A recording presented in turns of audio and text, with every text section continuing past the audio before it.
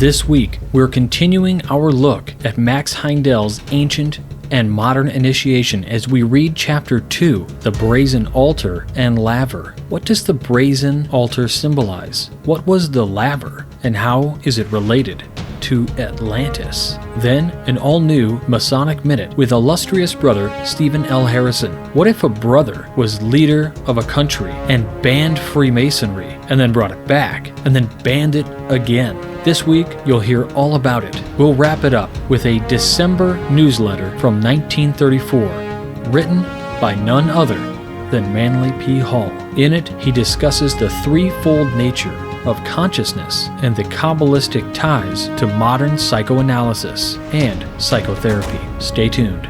Welcome back to Whence Came You, a Masonic podcast featuring research papers and discussions related to Freemasonry. Here's your host, Brother Robert Johnson. Welcome back to the show. This is episode number 476, the last episode of the Whence Came You podcast for the year 2020, or for you Masonic nerds out there, AL 6020. Let me ask, any Masonic secretaries out there accidentally ever write in 6020 or, the Masonic year on regular document that you're dating? I have caught myself a few times, mostly in the past when I was busier with 300 members as a secretary of a lodge. But it's kind of funny, when we dive into Freemasonry, sometimes we start to just live our whole lives like that. Have you ever thrown a piece of garbage away and said in your head, delete, because you're so used to working with a computer? I have.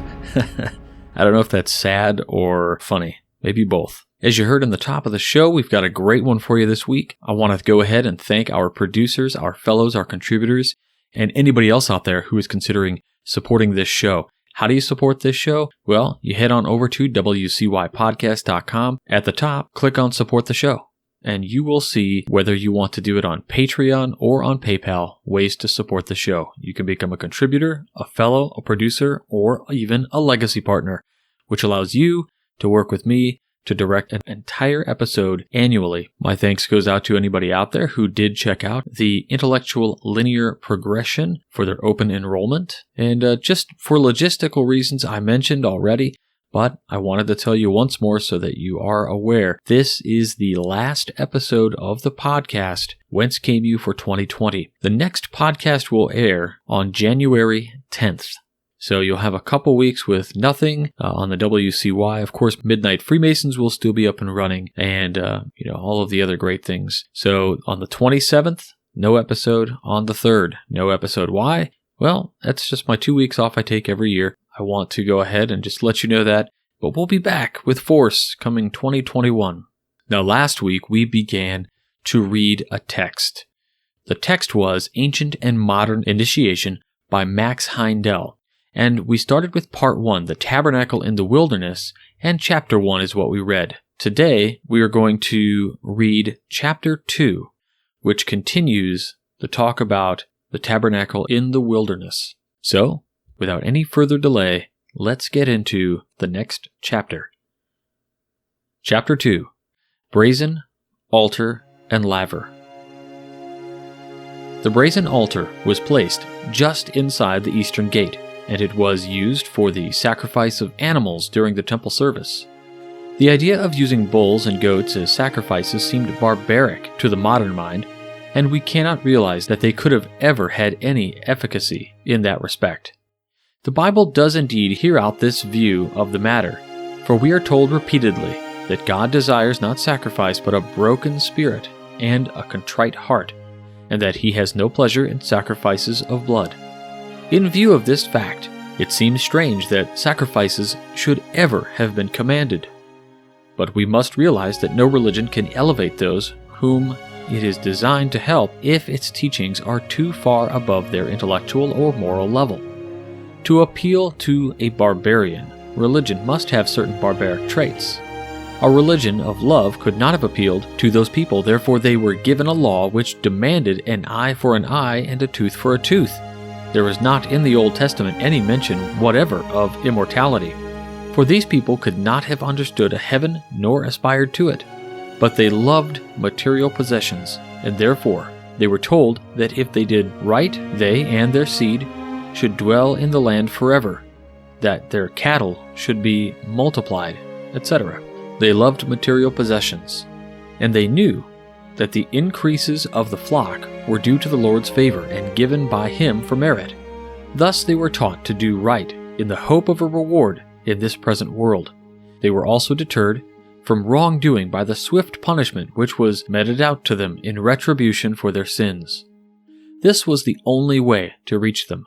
They could not have done right for the sake of right, nor could they have understood the principle of making themselves living sacrifices. And they probably felt the loss of an animal for sin, as we would feel the pangs of conscience because of wrongdoing. The altar was made of brass, a metal not found in nature but made by man from copper and zinc. Thus, it's symbolically shown that sin was not originally contemplated in our scheme of evolution and is an anomaly in nature as well as its consequences, pain and death, symbolized by the sacrificial victims. But while the altar itself was made from metals artificially compounded, the fire which burned thereon unceasingly was of divine origin, and it was kept alive from year to year with the most zealous care. No other fire was ever used, and we may note with profit that when two presumptuous and rebellious priests dared to disregard this command and use strange fire, they met with an awful retribution and instant death. When we have once taken the oath of allegiance to the mystic master, the higher self, it is extremely dangerous to disregard the precepts then given. When the candidate appears at the eastern gate, he is poor, naked, and blind. He is at that moment an object of charity, needing to be clothed and brought to the light. But this cannot be done at once in the mystic temple. During the time of his progress from the condition of nakedness until he has been clothed in the gorgeous robes of the high priest, there is a long and difficult path to be traveled. The first lesson which he is taught is that man advances by sacrifices alone. In the Christian mystic initiation, when Christ washes the feet of his disciples, the explanation is given that unless the minerals decomposed and were offered us as embodiments for the plant kingdom, we should have no vegetation. Also, did not the plant food furnish sustenance for the animals? These later beings could not find expression, and so on. The higher is always feeding on the lower.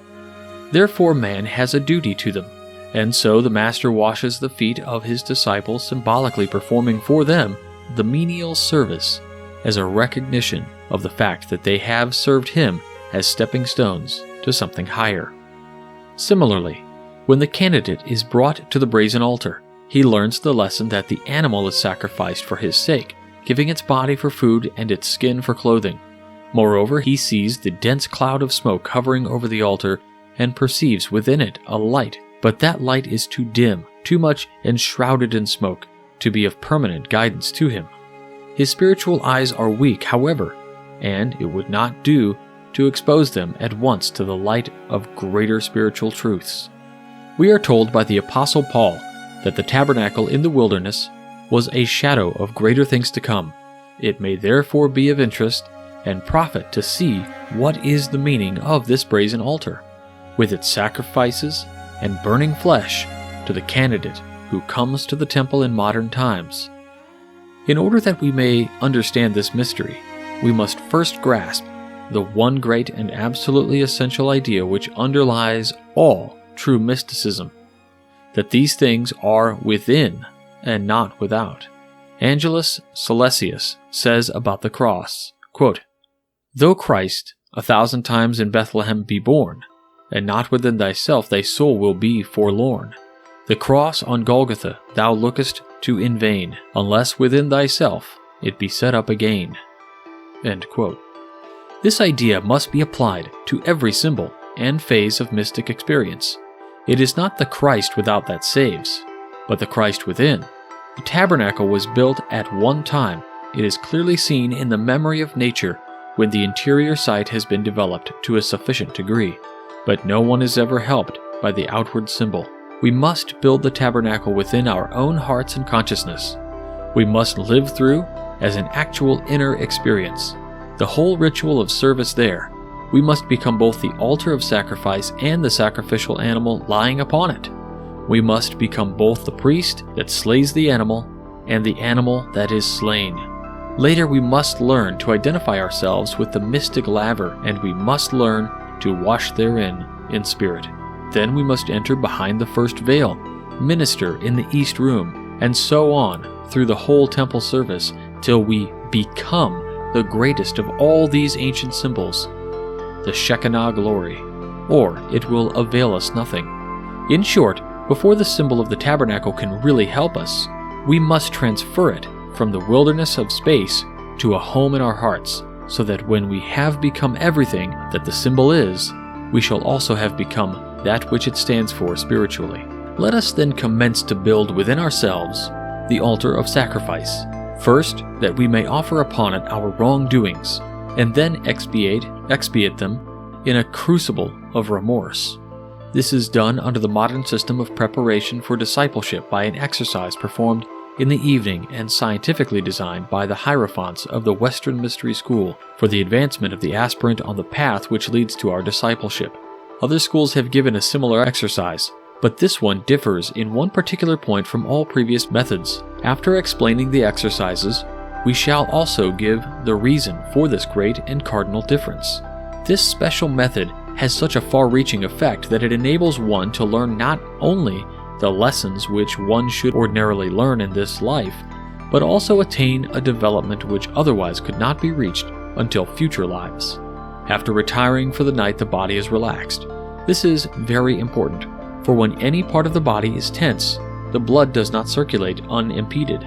Part of it is temporarily imprisoned under pressure. As all spiritual development depends upon the blood, the maximum effort to attain soul growth cannot be made when any part of the body is in tension. When perfect relaxation has been accomplished, the aspirant to the higher life begins to review the scenes of the day, but he does not start with the occurrences of the morning and finish with the events of the evening.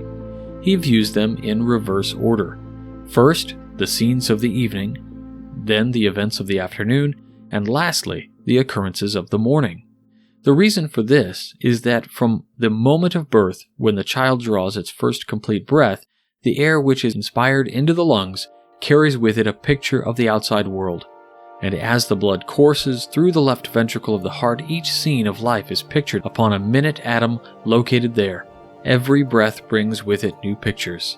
And thus there is engraved upon that little seed atom a record of every scene and act in our whole life, from the first breath to the last dying gasp. After death, these pictures form the basis of our purgatorial existence. Under the conditions of the spirit world, we suffer pangs of conscience so acute that they are unbelievable for every evil deed we have done, and we are thus discouraged from continuing on a path of wrongdoing. The intensity of the joys which we experience on account of our good deeds act as a goad to spur us on the path of virtue in future lives. But in the post-mortem existence, this panorama of life is reenacted in reverse order for the purpose of showing first the effects and then the causes which generated them, that the spirit may learn how the law of cause and effect operates in life. Therefore, the aspirant who is under the scientific guidance of the elder brothers of Rosicrucians is taught to perform his evening exercise also in reverse order and to judge himself each day that he may escape the purgatorial sufferings after death. But let it be understood that no mere perfunctory review of the scenes of the day will avail. It is not enough when we come to a scene where we have grievously wronged somebody that we just say, "Well, I feel rather sorry that I did it. I wish I had not done it." At that time, we are the sacrificial animal lying upon the altar of burnt offerings, and unless we can feel in our hearts the divinely enkindled fire of remorse burn to the very marrow of our bones because of our wrongdoings during the day, we are not accomplishing anything. During the ancient dispensation, all of the sacrifices were rubbed with salt before being placed upon the altar of burnt offerings. We all know how it smarts and burns when we accidentally rub salt into a fresh wound. This rubbing of salt into the sacrifices in that ancient mystery temple symbolized the intensity of the burning, which we must feel when we, as living sacrifices, place ourselves upon the altar of burnt offerings. It is a feeling of remorse, a deep and sincere sorrow for what we have done, which eradicates the picture from the seed atom and leaves it clean and stainless, so that as under the ancient dispensation transgressors were justified when they brought to the altar of burnt offerings a sacrifice which was there burnt, so we in modern times, by scientifically performing the evening exercises of retrospection, wipe away the record of our sins.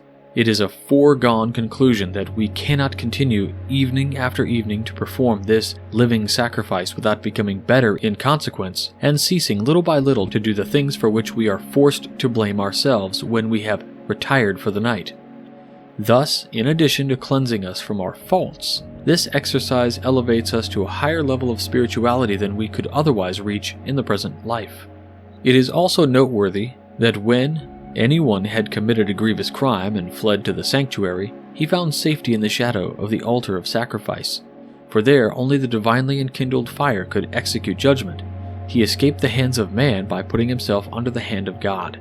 Similarly also, the aspirant who acknowledges his wrongdoing nightly by fleeing to the altar of living judgment thereby obtains sanctuary from the law of cause and effect. And though his sins be as scarlet, they shall be white as snow. The Brazen Laver. The Brazen Laver was a large basin which was always kept full of water. It is said in the Bible that it was carried on the backs of 12 oxen, also made of brass, and we are told that their hind parts were toward the center of the vessel. It appears from the memory of nature, however, that those animals were not oxen but symbolical representations of the 12 signs of the zodiac. Humanity was at that time divided into 12 groups, one group for each zodiacal sign. Each symbolic animal attracted a particular ray, and as the holy water used today in Catholic churches is magnetized by the priest during the ceremony of consecration, so also the water in this laver was magnetized by the divine hierarchies who guided humanity. There can be no doubt concerning the power of the holy water prepared by a strong and magnetic personality. It takes on or absorbs the effluvia from his vital body, and the people who use it become amenable to his rule in a degree commensurate to their sensitiveness. Consequently, the brazen lavers in the ancient Atlantean mystery temples, where the water was magnetized by divine hierarchs of immeasurable power, were a potent factor in guiding the people in accordance with the wishes of these ruling powers. Thus the priests were in perfect subjection to the mandates and dictates of their unseen spiritual leaders, and through them the people were made to follow blindly. It was required of the priests that they wash their hands and feet before going into the tabernacle proper. If this command was not obeyed, death would follow immediately on the priests entering into the tabernacle. We may therefore say that as the key word of the brazen altar was justification, so the central idea of the brazen laver was consecration. Quote unquote, many are called, but few are chosen. We have the example of the rich young man who came to Christ asking what he must do to be perfect. He asserted that he had kept the law, but when Christ gave the command, "Follow me," he could not, for he had many riches which held him fast, as in a vice. Like the great majority, he was content if he could only escape condemnation, and like them, he was too lukewarm to strive for commendation merited by service. The brazen laver is the symbol of the sanctification and consecration of the life to service. As Christ entered upon his 3 years' ministry through the baptismal waters, so the aspirant to service in the ancient temple must sanctify himself in the sacred stream which flowed from the molten sea, and the mystic mason endeavoring to build a temple without sound of hammer, and to serve therein must also consecrate himself and sanctify himself. He must be willing to give up all earthly possessions, that he may follow the Christ within. Though he may retain his material possessions, he must regard them as a sacred trust to be used by him as a wise steward would use his master's possessions. And we must be ready in everything to obey this Christ within when it says, "Follow me," even though the shadow of the cross looms darkly at the end, for without this utter abandonment of the life to the light, to the higher purposes, there can be no progress. Even as the Spirit descended upon Jesus when he arose from the baptismal waters of consecration, so also the mystic mason who bathes in the laver of the molten sea begins dimly to hear the voice of the Master within his own heart, teaching him the secrets of the craft, that he may use them for the benefit of others. Well, there you have Chapter 2 of Ancient and Modern Initiation by Max Heindel. Something that is often famous within spiritualism as it existed in the early 20th century is a blending of a lot of different systems and philosophical views and even religions to comprise something that is an amalgamation of all, to give a reason why all roads lead to the same center. Now, in this particular writing, of course, it's kind of this mystic Christian text. So what's being alluded to here is this idea of Christ within. Not the literal Jesus, but the anointed one or the higher self, and how we are paying attention or listening to it. Maybe it's like the Hierophant within the tarot. Maybe it's just this idea of intuition or your inner self or the Adam Kedmon. Whatever this idea is, the original perfect man, we're supposed to listen to him. So your question for this week for Craftsman Plus, and anybody else out there who chooses to answer the question, is 2 parts for the first question. Do you feel like you are in touch with the inner Christ? Do you find that you listen to your intuition, the higher self? And describe a time in your own life where you were both the sacrificer and the sacrificee, where you place yourself on the altar of sacrifice and sacrificed something. Now, that thing could be material, it could be spiritual, it could be psychological, but let's explore it a little bit, and I really look forward to reading your answers. And now, let's go ahead and get into this week's Masonic Minute with illustrious brother Stephen L. Harrison, the last one of the year. Let's check it out.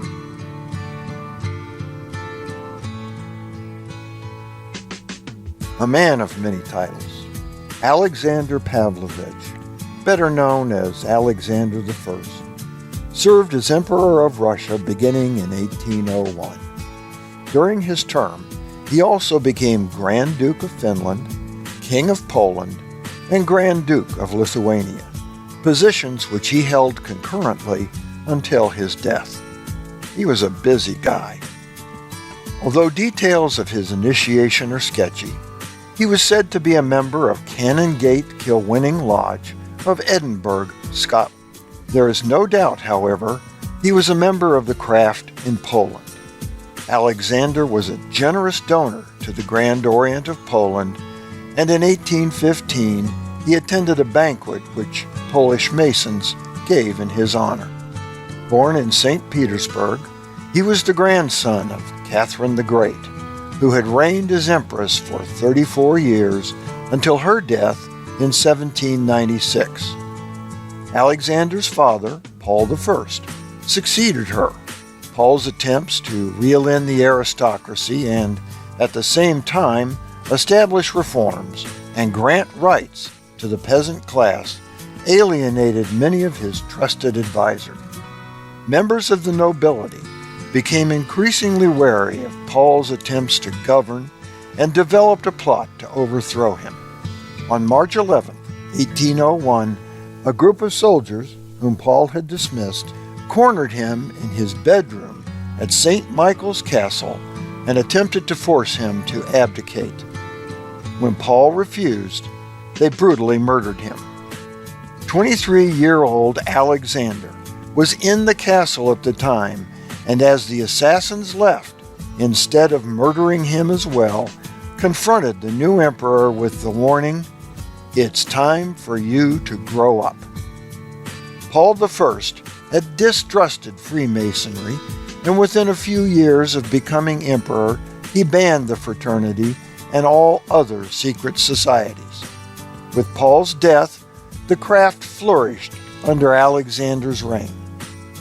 Alexander pulled back on his father's reforms, but at the same time began to take measures to monitor the activities of the upper class, which had killed his father.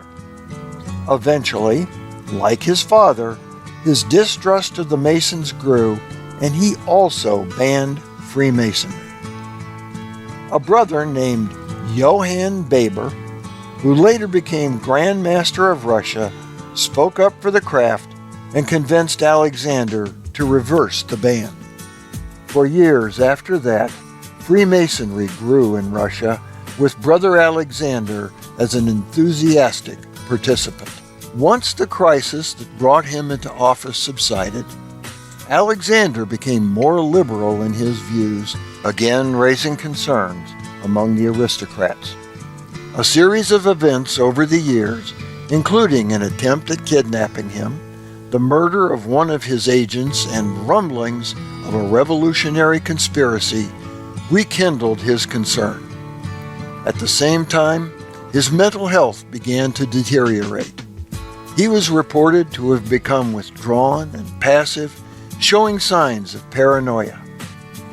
With all those factors in play, on August 1st, 1822, he again banned Freemasonry. While on a sea voyage, 47-year-old Alexander died of typhus on December 1st, 1825.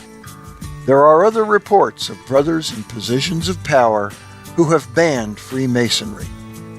But Brother Alexander Pavlovich may hold the distinction of being the only Freemason who banned the fraternity twice. For the Whence Came You podcast, this is Steve Harrison with the Masonic Minute. All right, how about that? A Freemason who banned Freemasonry 2 times. Fantastic stuff. Now, some of you heard how Alexander died of typhus. What is typhus? Well, typhus is an infectious disease, and it's transmitted by lice and ticks, mites, rats, fleas of rats rather, and you get a purple rash, you get headaches, fever, and delirium. So this is what he eventually died of. And it's common during times of famine and war. If you like these kinds of interesting stories, again, please check out the bookstore on wcypodcast.com. It is a place where you can find the books that are written by people on the show, including illustrious Brother Harrison. His books are there. If you click through our links, they're all Amazon. We do have an Amazon affiliate, so every couple years I might get a couple pennies from them. But the most important thing is that getting that information into your hands to quench your thirst in Masonic interests. Steve's got a number of books up there. 2 of my favorites that I always talk about, of course, that I always mention, being Freemasons at Oak Island and Tales from the Craft. Both phenomenal books. If you're looking for really amazing history, you cannot go wrong with the Denslow set. I will make sure I put a link in the show notes to grab those books, but also links back to the Missouri Lodge of Research, who publishes those, and Steve Harrison is the editor of these texts. Big thanks goes out to illustrious Brother Harrison for all he's done for our podcast and what he continues to do for the fraternity. Before we jump into the next text, I would love to tell you about something kind of cool, and that is, last week I told you all that I would be giving you something cool if you listen to the show for everybody who listens. So if you download the podcast source application, search for Whence Came You inside of it, the bonus features I have included this month is a text called The Arcane Schools, a review of their origin and antiquity with a history of Freemasonry and its relation to the theosophic, scientific, and philosophic mysteries by John Yarker. Who is John Yarker? Well, if you know anything about I don't want to say clandestine, but some interesting Masonic orders way back in the day, John Yarker is your huckleberry. Now, I have OCR'd the text, so it's all chunked out and it looks really nice for you. It's not just a block of text. So you'll be able to take that and you can put it on your Kindles or your Remarkables or whatever you're doing your reading on these days. And it's a pretty fascinating paper. I say paper, I mean it's 381 pages. So check that out. That is for anybody who listens to this show. Now, for anybody who is a contributor to the show, a fellow, a producer, legacy partner, whether you support us on Patreon or you support us on PayPal, there is a special book that's being given to you all. So for you, I want to thank you guys. If you sign up on Patreon, then this very night, as this episode is airing, a post went up on Patreon, which has the file Masonic Initiation by W.L. Wilmshurst.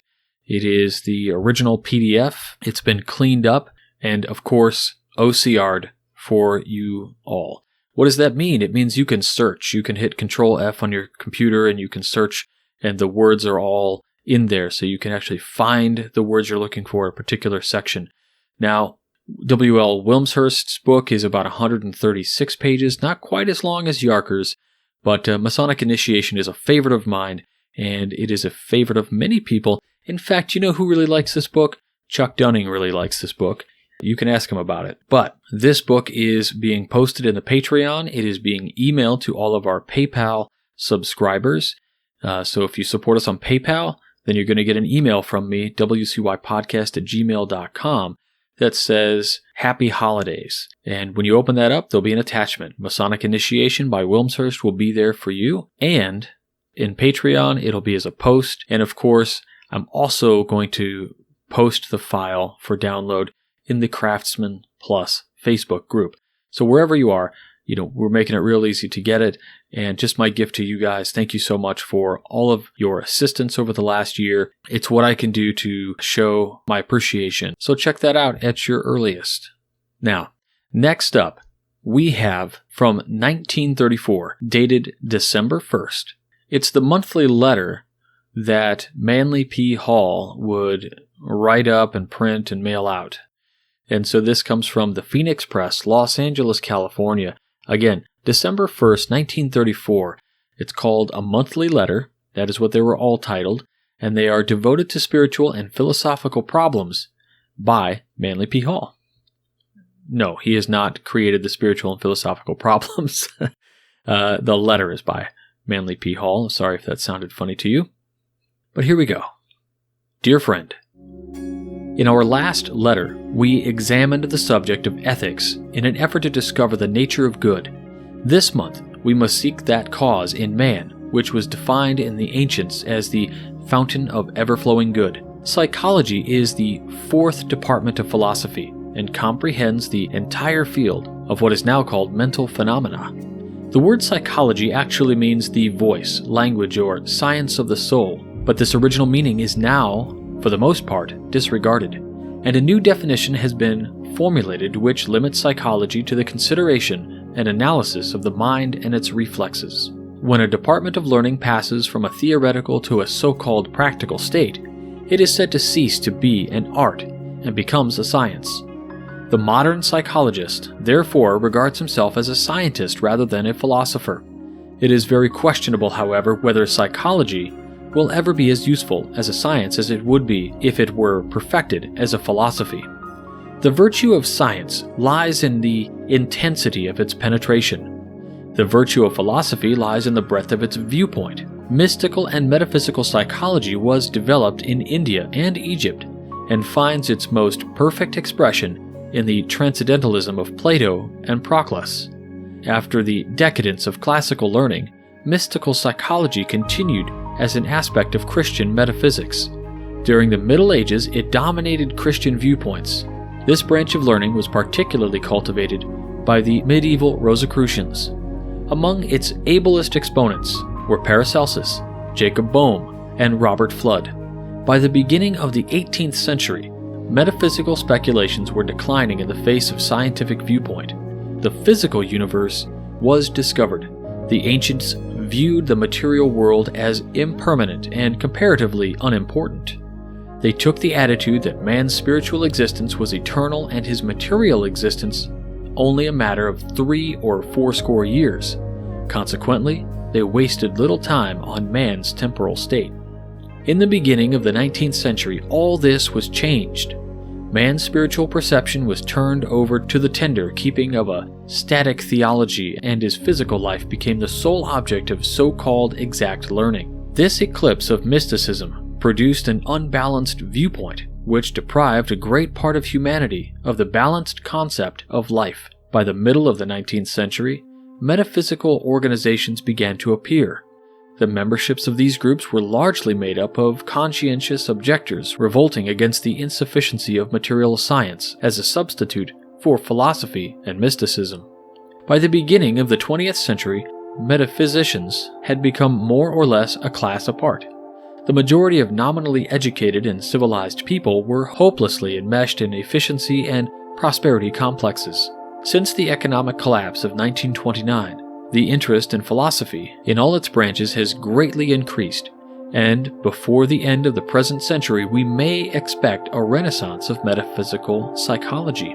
We may therefore formulate two definitions of psychology to distinguish the two methods of approach, ancient and modern. Ancient psychology sought to examine soul as the medium between the spirit and body. Modern psychology, accepting the mind as the origin of man's rational and reasonable existence, seeks to analyze and classify its processes and consequences. Ancient psychology derives its authority directly from metaphysics, modern psychology from physics.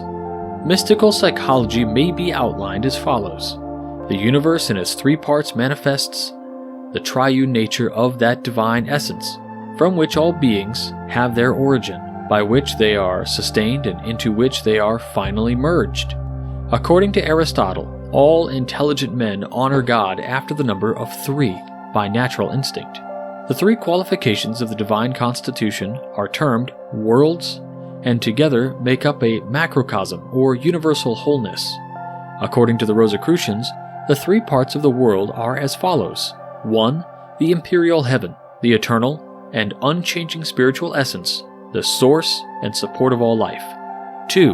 The starry or ethereal region, which is emanated from the imperial heaven, and was termed by the Chaldeans the second, or administering cause. 3. The elementary region, the sphere of effects, the formal world which receives into itself the impulses of the ethereal diffusion.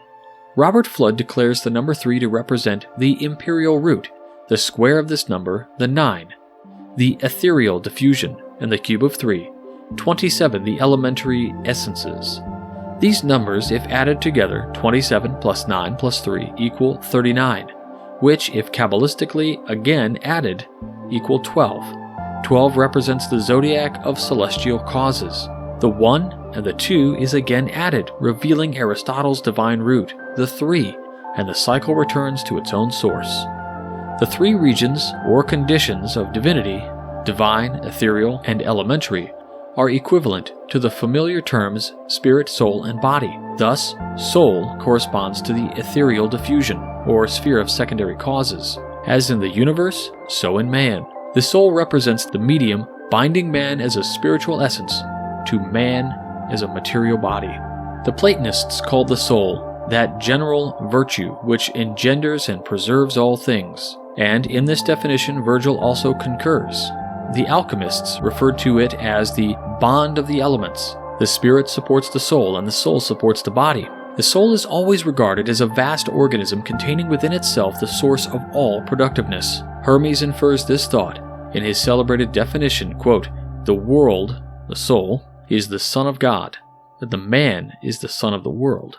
End quote. Ancient psychology, in consequence of this background, regarded the soul as a sensitive mirror in which the whole universe is reflected. The soul binds the individual personality to the heavens, the stars, and the planets. Disposition and temperament have their origin in the patterns which are set up in the soul by action and interaction of celestial and sidereal forces. The soul impinges itself upon the body through 7 vital centers and 7 essential processes. Some of the ancients went so far as to consider the soul of the individual as a complete superhuman entity. This is the anthropos, the oversoul of Emerson, the god or daemon of Socrates, and the one-eyed cyclops of Homer. The Alexandrian mystics, accepting the soul as a messianic individuality, considered union of the personality with its soul of the philosophical marriage.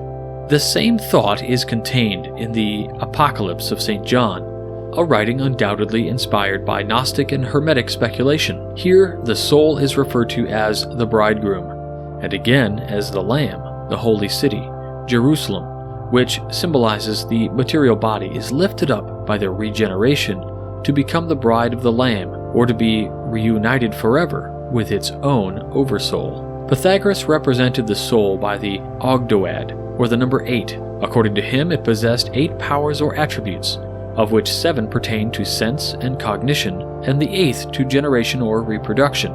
These 8 represent the 7 planets and Earth.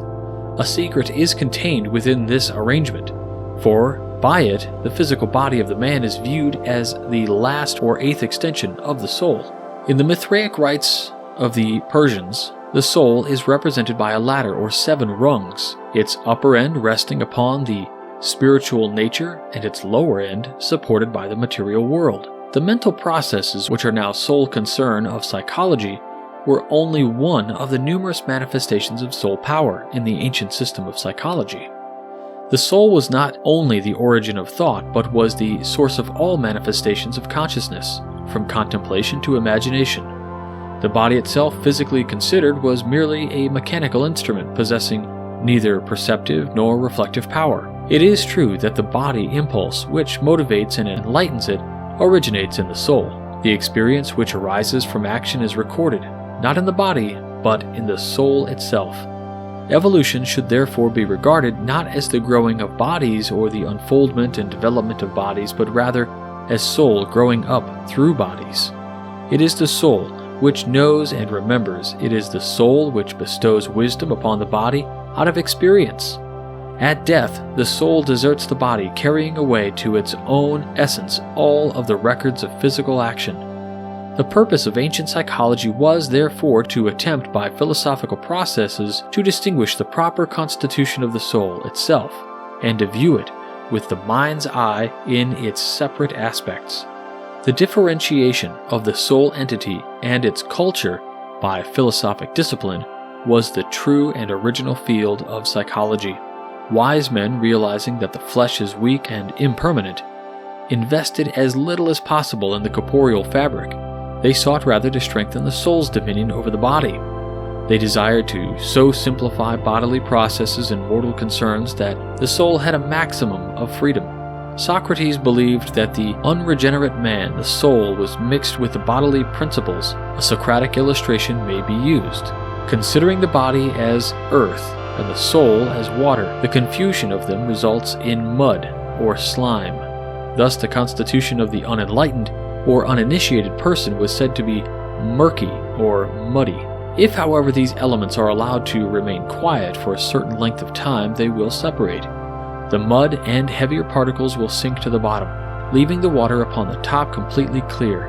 If, however, you agitate these elements, they will again become confused. The irrational impulses of the animal man are constantly riling and confusing the soul and body, but peace and tranquility of the wise allows the lower or bodily elements to settle to their own estate, and the soul becomes clear. Let us now compare this older concept of psychology with modern opinions on the subject. The term mind is now used to designate man's subjective rational part.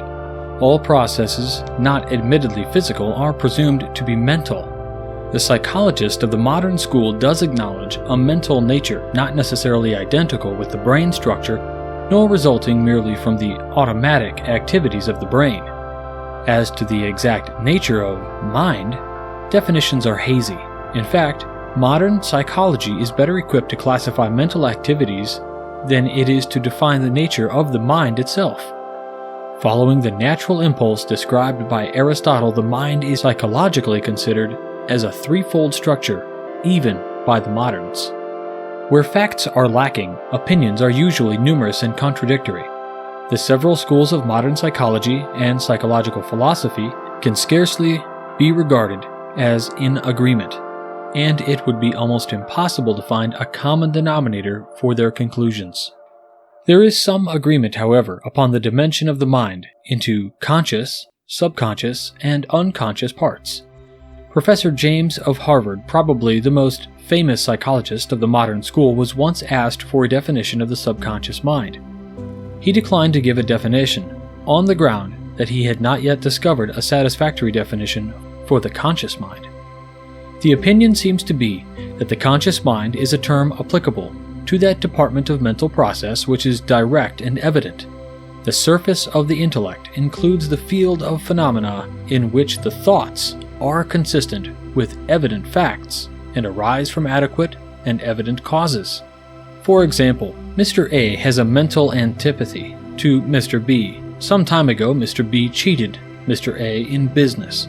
Therefore, there is an evident, natural, and reasonable origin for Mr. A's attitude. Another example, a young person spends 20 years in school. Later in life, he demonstrates certain knowledge which is traceable to his schooling. Thus, in the thinking process, the cause is equal to the effect, and there is no particular mystery in the relationship of ideas. The second department of the mind is termed the subconscious. The subconscious mind is a field of obscure mental processes. The relationship between mental cause and effect is either distorted or obscured.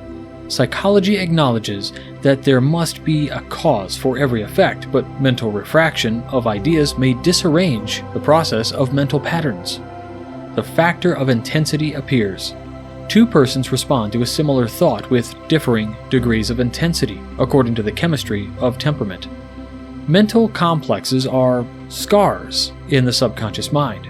Complexes distort and disproportion the values of ideas and are the most common cause of personal idiosyncrasies. The field of the subconscious mind lies behind the sphere of the conscious mental process, contributing attitudes. For example, Mr. A does not like Mr. B. Mr. B has never injured Mr. A. Therefore, the attitude is unexplainable without recourse to psychoanalysis.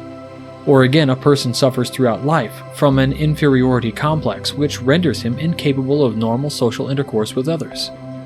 The cause for such a condition may be traced to some comparatively insignificant incident in childhood, which has been distorted out of all proportion by the subconscious process of the mind. The third department of the mind, which is termed the unconscious, is regarded as the abstract causal sphere of the mind. It contains no thoughts, but is rather the reservoir of mental energies from which an active mental energy or virtue is constantly flowing into the subconscious and conscious parts of the mind. This sphere or pure mind defies anything that even approaches analysis, but is acknowledged as a hypothetical necessity in that all energies must have a source, and all complexity must arise from essentially simple elements. Upon the principles of psychology, as now formulated, two more or less practical sciences have been established: psychoanalysis and psychotherapy. Psychoanalysis, which in turn includes several more specialized fields, seeks to discover the keynote of individual consciousness by analyzing the conscious process and the subconscious complexes of the individual. The theory is pragmatic. Pragmatism assumes that the intrinsic nature of any force may be discovered by the consequences emanating from that force. This is modern Kabbalism. The ancient Jewish mystics declared that the substance of divinity could never be examined, but that God could be discovered through his works. In the same way, the rational man may never be examined by scientific processes, but its qualities may be approximated by an analysis of impulses, emotions, thoughts, and attitudes.